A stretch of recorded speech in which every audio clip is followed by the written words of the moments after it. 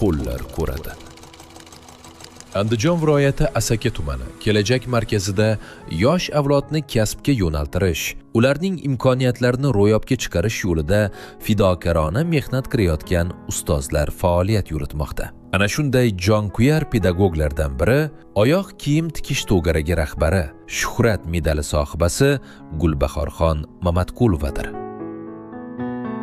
Ustoz bugungi kunda Asaka tumanidagi ko'rish imkoniyati cheklangan bolalar uchun ixtisoslashtirilgan Nurli maskan maktabida o'z faoliyatini olib borib, o'quvchilarga nafaqat kasb sirlarini, balki hayotga bo'lgan ishonchni ham o'rgatmoqda. Uning har bir darsi imkoniyat, har bir mashg'uloti kelajakka ochilgan yangi eshikdir. Nurli maskan maktab o'quvchilari uchun, ko'zi ojiz bolalar uchun poyabzal ishlab chiqarish, o'quv ishlab chiqarish dasturi yaratganman. Mana shu dastur asosida o'quv ishlab chiqarish ustaxonasi tashkil etildi.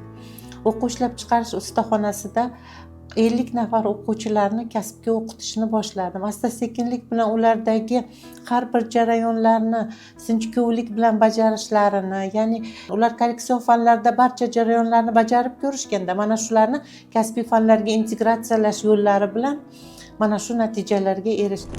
Aynan shu maskanda ishlashni tanlashingizga nima sabab bo'lgan?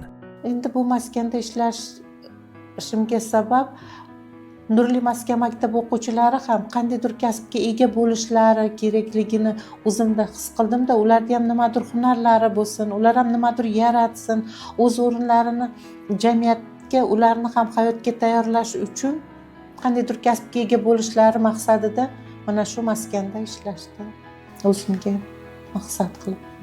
Siz uchun bu ish oddiy kasbmi yoki ichki chaqiriq, ya'ni missiyami? Men uchun bu ish missiya, chunki agar o'zimni oldimga buni missiya qilib qo'ymaganimda bu darajagacha haligi chidam bilan, matonat bilan yetib kelib bo'lmasdim.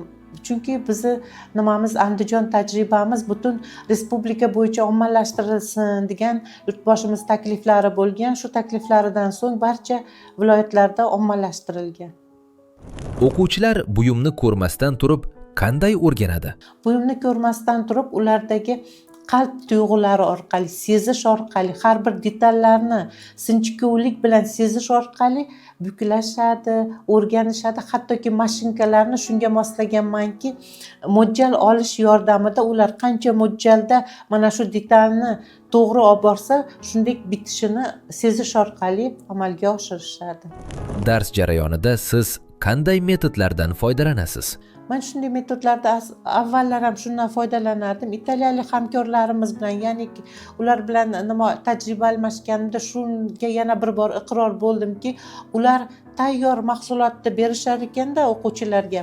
Mana shuni bajargin degan metodni qo'llashar ekan.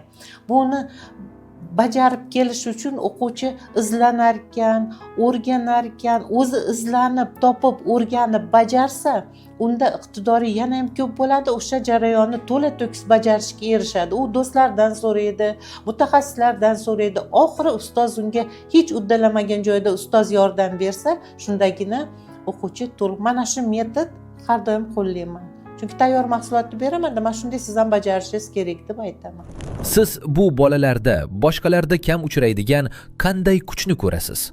Bu bolalarda siz bularda iqtidori, kuchi shunchalik, irodasi mustahkamki, toki o'sha jarayonni bajarib oxiriga yetkazmagungacha ular izlanishdan yoki o'sha ishni bajarishdan charchashmaydi, tolishmaydi, bajarib nihoyasiga yetkazishadi. Agar jamiyatga bitta gap aytish imkoniyatingiz bo'lsa, nima degan bo'lardingiz? Hamkasblarim, shogirdlarim, agar har bir inson izlansa, harakat qilsa, yiqilgan joydan o'zini turib yana harakatga keladigan bo'lsa, yutuqlarga, o'zi kutgan natijalarga erishishi mumkin. Izlanishda to'xtamaslik kerak. Kelajak deganda siz nimani his qilasiz? Kelajak deganda men shuni his qilamanki, mana shu har bir to'garak a'zolari shunchalik zanjir hosil qilishimiz kerakki, ular o'z o'rnlarini hayotda topib, korxonalarda ish o'rinlariga ega bo'lib, hayotda, jamoatda o'z o'rnini topib egallasa, mana shu ularning baxtli hayot kechirishlari bizning kelajagimiz.